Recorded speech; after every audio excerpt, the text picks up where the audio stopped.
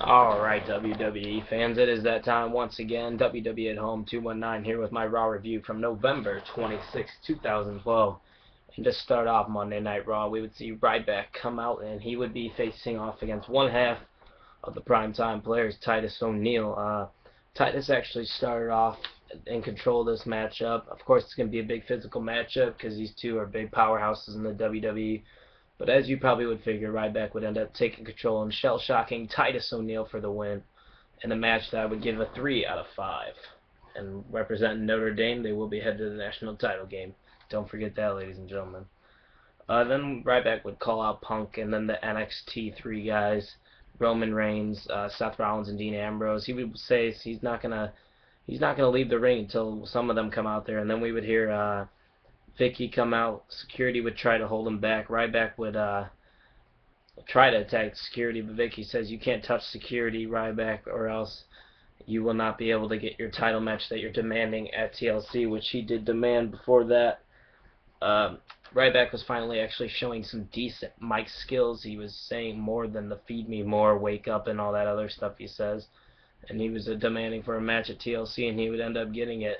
And it will be a tables, ladders, and chairs matchup at TLC pay-per-view. Ryback versus CM Punk in a segment that gets a 3 out of 5 because Ryback's showing some mic skills finally.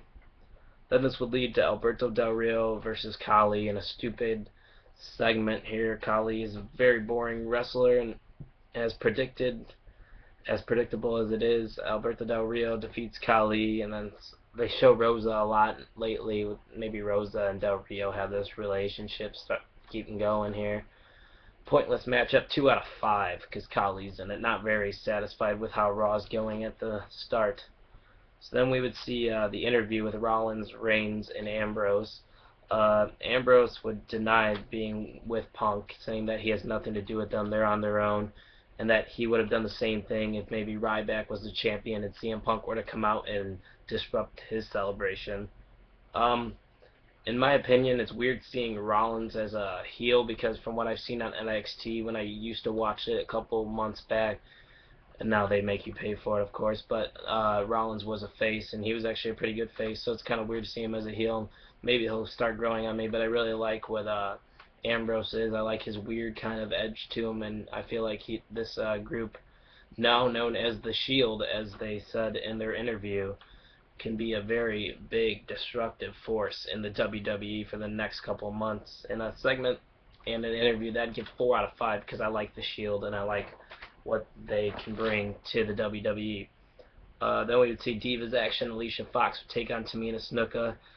Tamina Snuka would basically be a squash match for her to win, and she would win off of the top rope like her dad, Superfly. And I give it 2 out of 5 because it was very predictable. And Raw, as it so far, has been very predictable. Then we would see John Cena come out. He's looking a little banged up as he's running to the ring. Vicky once again would come out for the second time in the show. Vicky would say, "John, I got a gift for you. Here's some matching robes." And then AJ would arrive, looking fine as always, in my opinion. AJ's flirting with Cena.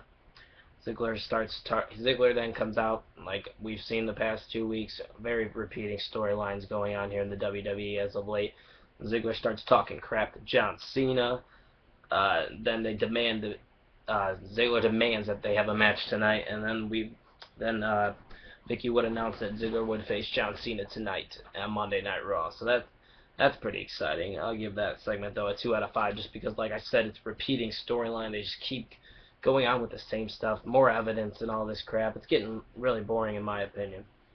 This would then take us to Kofi Kingston, the Intercontinental Champion, taking on Tensai with Wade Barrett. Again, on commentary, obviously, we will see a Intercontinental Championship match with Wade Barrett and Kofi, so it makes sense for Wade to be on commentary.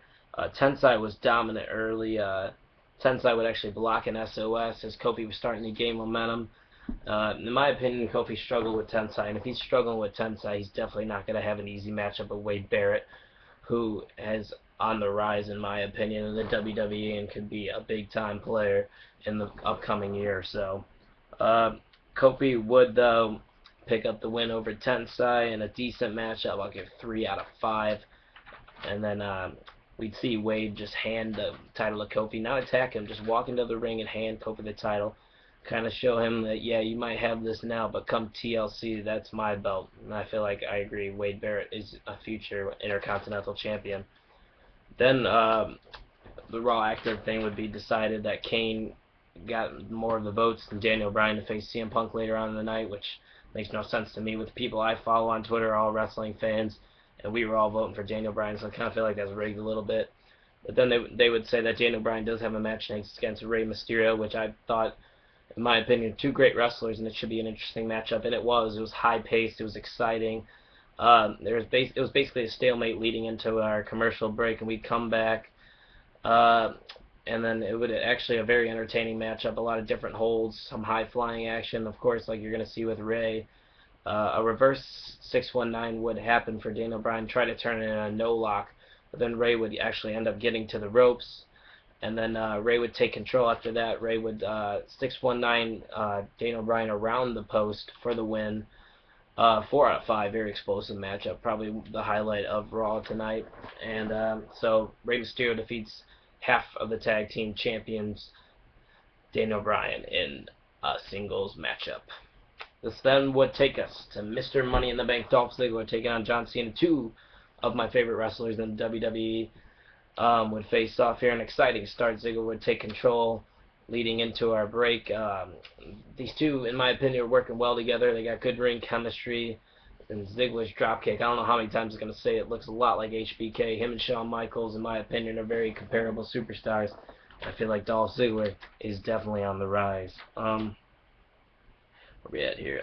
Cena would escape a zigzag. He would actually kick out after 2, surprisingly.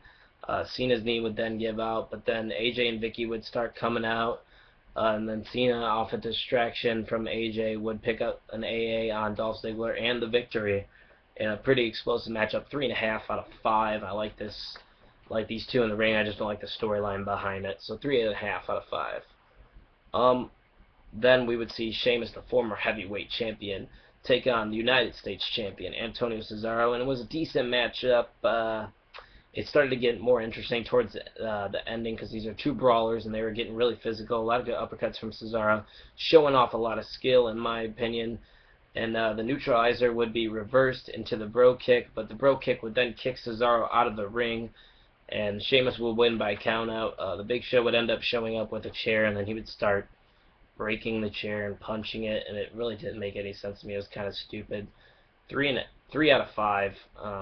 I don't get the ending to that with a count out. I guess you don't want to make Cesaro look weak by getting pinned as United States champion. I guess that makes sense. So 3 out of 5 there.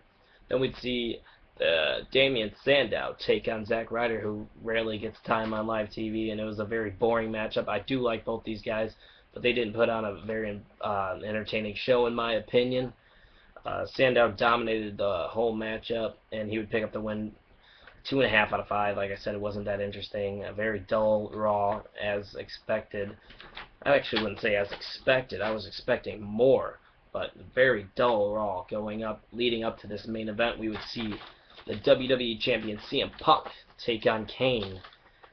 Boring start to the matchup, in my opinion. Punk would keep Kane grounded, though, after the break. After the commercial break, we'd come back, and Punk was starting to take control. Punk was looking good against Kane, but then Kane would start gaining some momentum and choke slam Punk, but Heyman would save Punk from a cover after that choke slam.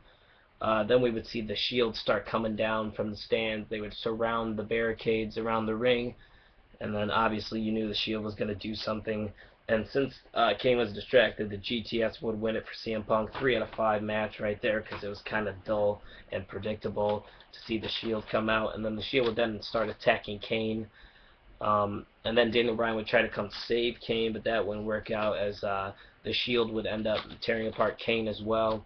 Then we would hear Ryback come out. He'd be all pissed. Punk leaves the ring because he's scared of Ryback, and the Shield at first couldn't contain Ryback, but then the Shield would start taking the numbers advantage, and we would see Punk actually come back into the ring to help out the Shield, and they would once again gang up on Ryback. The Shield would leave the ring, and we'd see CM Punk standing on top of Ryback with the WWE Championship in hand, saying best in the world. A repetitive ending once again. a Raw that gets a 6 out of 10, worse than last week in my opinion. There was only 2 standout matches wrestling-wise, and the same storylines are being shown in the same endings. So tell me what you thought about tonight's Raw. Like and subscribe. Follow me on Twitter over here. Take it easy.